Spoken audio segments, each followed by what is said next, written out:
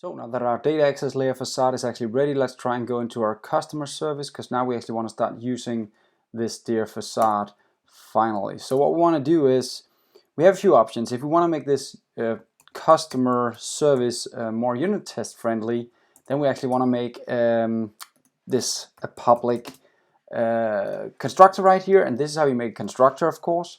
So inside the constructor, I'm going to say to actually start working with this, I need a customer repository.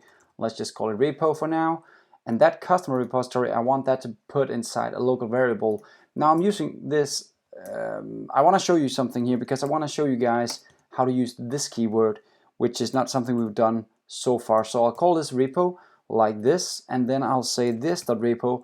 Now that actually refers to the repo inside the class. So because I put in this in front of it, we'll see this again in Angular. That's why I kind of want to start using it. When you see this in repo right here, you'll actually point right up here for this repo.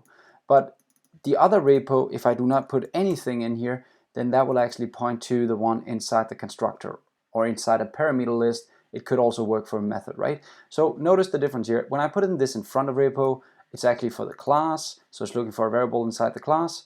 When I put it right here, then it's actually looking for it inside a parameter list inside the constructor in this case. So here we have the repo available now, and then in the next lessons we can start using it. But before we do that, we have one more thing we need to fix, because inside the business logic layer facade right now, we actually need to now grab the data access layer facade, DALFacade, let's just put in the right keys here, DALFacade, there we go, and there we need to grab the actual interface we just implemented last lesson. So here we can get customer repository now. And now it's actually available, so it's being passed into the service here, and now the service can start using that repo to actually start working with our data. We'll do that in the next lesson. See you next time.